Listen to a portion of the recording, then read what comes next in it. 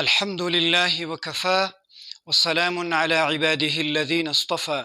أما بعد فأعوذ بالله من الشيطان الرجيم بسم الله الرحمن الرحيم ولقد يسرنا القرآن للذكر فهل من مدكر۔ محترم سامعین ناظرین، یہ آیت سورہ قمر کی ہے اور سورہ قمر میں یہ آیت کریمہ 4 مرتبہ مسلسل مکرر 4 واقعات کے بعد 4 واقعات کے آخر میں موجود ہے۔ پہلی واقعہ میں سے حضرت نوح علیہ السلام کی قوم کا واقعہ ہے، اس کے آخر میں یہ آیت موجود ہے۔ اور قوم عاد دوسرا جو واقعہ ہے قوم عاد کی ہے۔ قوم عاد کی آخر میں اس کا ذکر ہے وَلَقَدْ يَسَّرْنَا الْقُرْآنَ لِلذِّكْرِ فَهَلْ مِن مُدَّكِرٍ، اور اسی طرح جو واقعہ ہے قوم سمود کی، تو اس کے آخر میں یہ آیت کریمہ موجود ہے۔ اور قوم لوط کا ذکر ہے اس سورہ کے اندر، تو اس واقعے کے آخر میں یہ آیت موجود ہے، مذکور ہے۔ تو یہ آیت کریمہ سب سے پہلے اس کا جو ترجمہ ہے بغیر تعویل کے، اس کا جو صحیح ترجمہ ہے، ان واقعات کے آخر میں جو یہ آیت کریمہ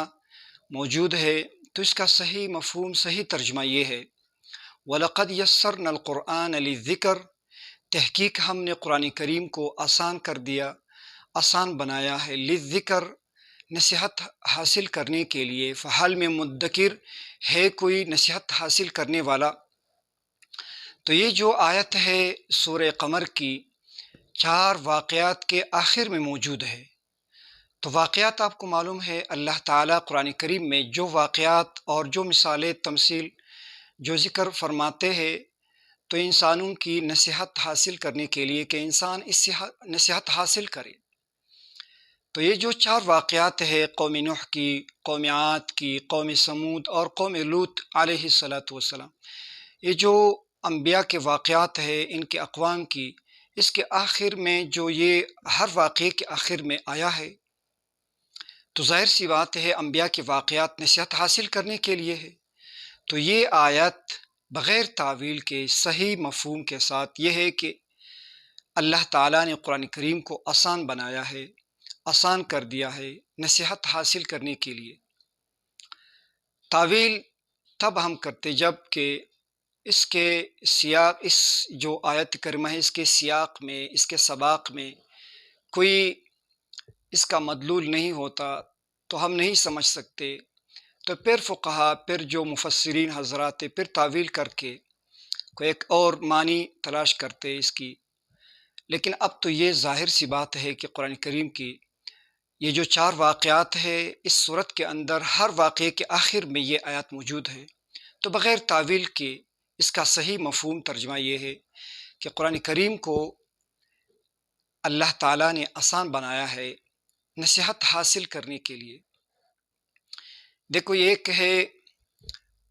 قرآن کریم کو سمجھنا، قرآن کریم کو پڑھنا، قرآن کریم کی تعلیم حاصل کرنا، اور ایک ہے قرآن کریم سمجھانا، قرآن کریم پڑھانا، قرآن کریم کی تعلیم دینا اور لوگوں کو۔ یہ 2 الگ باتیں ہیں۔ قرآن کریم سمجھنے، قرآن کریم پڑھنے، قرآن کریم کی تعلیم حاصل کرنے کا حق ہر مسلمان کو، ہر انسان کو حاصل ہے کہ قرآن کریم سمجھے، پڑھیے، تلاوت کرے، قرآن کریم کی تعلیم حاصل کرے۔ لیکن دوسری بات یہ کہ قرآن کریم کا تعلیم دینا، قرآن کریم کو سمجھانا، قرآن کریم کو اور لوگوں کو قرآن کریم سمجھانا، اور اسی طرح قرآن کریم پڑھانا اور لوگوں کو، یہ ہر کسی کا حق نہیں ہے۔ تو قرآن کریم کی اس آیت سے بہت سے لوگ مغالطے میں ہوتے ہیں، مغالطے میں پڑتے ہیں کہ قرآن کریم تو اللہ تعالیٰ کا خود ارشاد ہے کہ قرآن کریم کو میں نے آسان بنایا ہے، تو وہ یہ سوچتے ہیں لوگ کہ ہم خود اس سے سمجھ سکتے ہیں اور پھر سمجھا سکتے ہیں۔ قرآن کریم سمجھنا یہ ہر کسی کا حق ہے کہ قرآن کریم ہے نازل اسی کے لیے ہے کہ قرآن کریم لوگ سمجھے، انسانیت سمجھے، پڑھیے، تعلیم حاصل کرے قرآن کریم کی۔ دیکھو قرآن کریم کے ایک سورۃ الشعراء میں ایک آیت ہے، بات سمجھانے کے لیے یہ میں ذکر کروں گا، لیکن اس سے پہلے ایک بات آپ پر واضح کر دینا چاہتا ہوں کہ ایک ہے قرآن کریم کا ترجمہ۔ قرآن کریم کا ترجمہ الگ چیز ہے، قرآن کریم الگ امر ہے، قرآن کریم کا تفسیر الگ ہے، ایک ہے قرآن کریم کا تفسیر، ایک ہے قرآن، تو یہ الگ الگ چیزیں ہیں۔ قرآن کریم جو ہمارے سامنے مصحف میں موجود لفظاً و معناً، یہ جو قرآن ہے اسے ہم قرآن کہتے ہیں کہ اللہ تعالیٰ کی طرف سے بواسطہ جبریل علیہ السلام محمد الرسول اللہ صلی اللہ علیہ وسلم پر جو نازل ہوئی وہ قرآن کریم ہے جو مصحف میں موجود ہے۔ وَإِنَّهُ لَتَنزِيلُ رَبِّ الْعَالَمِينَ، اس کا نزول رب العالمین کی طرف سے ہے۔ نزل به الروح الامین، روح الامین جو جبریل علیہ السلام نے اسے اتارا ہے۔ علی قلبک لتکون من المنذرین بلسان عربی مبین، یہ عربی زبان میں ہے، مبین واضح کھلی ہوئی صاف زبان عربی میں ہے۔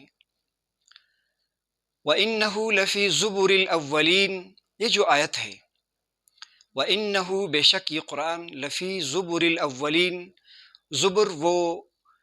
زبور کی جمع ہے، وہ جو پہلوں کی جو انبیاء کی جو صحائف یا کتابیں تھیں ان کو زبر کہتے ہیں، تو ان کی زبر میں، ان کی کتابوں میں قرآن کریم کا ذکر، قرآن کریم کے مضامین کا ذکر موجود ہے۔ اللہ تعالیٰ کا ارشاد ہے کہ یہ قرآن بے شک لفی زبر الاولین، پہلوں کی جو پہلے انبیاء تھے ان کے صحائف میں، ان کی کتب میں قرآن کریم کے مضامین موجود تھی۔ راوی حضرت معقل بن یسار رضی اللہ تعالی عنہ، وہ ایک روایت نقل کرتے ہیں حضور علیہ السلام سے کہ حضور علیہ السلام نے فرمایا کہ مجھے الواح موسیٰ میں سے حوامیم سبعہ، تواسیم اور اسی طرح سورہ بقرہ کی ذکر اول یہ مجھے دی گئی ہیں۔ معقل بن یسار رضی اللہ تعالیٰ عنہ کہ اس حدیث کی روشنی میں مفتی اعظم حضرت مولانا محمد شفیع رحمۃ اللہ علیہ نور اللہ مرقدہ، وہ فرماتے ہیں کہ جو قرآن کریم ہمارے سامنے موجود ہے، اس کے علاوہ قرآن کریم کے وہ مضامین جو قرآن کریم کے زبان میں نہ ہو، الفاظ میں نہ ہو، خواہ کسی بھی زبان میں ہو، وہ قرآن نہیں ہے۔ اگر وہ قرآن ہوتے تو وہ زبر اولین کے اندر جو قرآن کریم کے مضامین تھے، سریانی، عبرانی، کسی بھی زبان میں قرآن کریم کے جتنے مضامین ان میں موجود تھی، تو وہ مضامین ان کو قرآن نہیں کہا گیا۔ قرآن وہ کہلائے گا جو لفظاً و معناً دونوں قرآن ہوں۔ قرآن نام ہے لفظ اور معنی دونوں کا، یعنی میرا مطلب یہ ہے کہ قرآن کریم کے جو الفاظ ہے نظم کے ساتھ، قرآن کریم کی ترتیب کے ساتھ وہ قرآن ہے، پھر اس کے اپنے معنی ہوتی ہیں۔ سبحانک اللہم وبحمدک وتبارک اسمک وتعالی جدک ولا الہ غیرک، یہ تو قرآن نہیں ہے، لیکن اس کے جو الفاظ ہیں اب دیکھتے ہیں کہ سبحان جو لفظ قرآن میں موجود ہے، اللہم جو لفظ قرآن کریم میں موجود ہے، وبحمدک حمد کا جو لفظ قرآن موجود ہے، وتبارک یہ لفظ قرآن موجود ہے، اسم قرآن موجود ہے۔ اس طرح کے جو اس کے الفاظ ہے یہ تو قرآنی الفاظ ہے، لیکن اس کا جو ترتیب ہے، جو نظم ہے، یہ قرآن کی نہیں ہے، تو یہ قرآن نہیں کہلائے گا۔ اسی طرح الحمدللہ یہ قرآن کے الفاظ ہیں، پہلی سورت جو سورہ فاتحہ ہے۔ اسی طرح الفاظ ہے العزیز الرحیم، قرآن کے الفاظ ہے، قرآن ہے۔ اگر ان دونوں کو آپ ایک ترتیب دے کر الحمدللہ العزیز الرحیم، الحمدللہ العزیز الرحیم، پھر یہ قرآن نہیں ہوا، یہ اس نظم میں نہیں ہے، یہ الفاظ تو قرآن کی ہے، لیکن ایک ساتھ ہو کر، پھر یہ قرآن نہیں کہلائے گا۔ بسم اللہ قرآن کے الفاظ ہیں، السمیع العلیم قرآن کے الفاظ ہیں۔ اگر کوئی یہ اس طرح پڑھے بسم اللہ السمیع العلیم، تو یہ قرآن نہیں ہوا۔ قرآن وہ کہلائے گا جس کے الفاظ جس نظم کے ساتھ قرآن کریم، جس ترتیب کے ساتھ قرآن کریم موجود ہو، تو وہ قرآن ہے۔ اس کے علاوہ جو قرآن کریم کے جو تراجم ہے وہ قرآن نہیں ہے، قرآن کے ترجمے ہیں۔ مثلا سورہ فاتحہ کی اور سورہ فیل کی کو ایک ترجمہ یاد کر کے کسی بھی زبان میں، اور وہ جا کے نماز میں قرآن کریم کی یہ صورتیں نہ پڑھے، وہ قرآن کریم کا یہ ترجمہ پڑھے سورہ فاتحہ کی، مثلا اردو میں اس کا ترجمہ یاد کر کے پڑھے، اور سورہ فیل کی الم تر کیف اس کا ترجمہ پڑھے، اس کی نماز ہوگی؟ نہیں ہوگی اس کی نماز، کیونکہ اس نے قرآن کو نہیں پڑھا ہے، اس نے قرآن کا جو ترجمہ ہے وہ پڑھا ہے۔ تو وہ لوگ جو یہ سمجھتے ہیں کہ ہم قرآن کو کیوں نہیں سمجھ سکتے ہیں، قرآن کریم تو بہت ہی آسان ہے، اللہ نے خود فرمایا ہے، تو ان کے خدمت میں یہ عرض ہے کہ آپ دیکھیں آپ نے سیکھنا کیا ہے، آپ نے سمجھنا کیا ہے، قرآن کریم کو سمجھنا ہے یا قرآن کریم کے ترجمہ کو سمجھنا ہے، قرآن کریم کو سمجھنا ہے یا قرآن کریم کو تفسیر کو سمجھنا ہے۔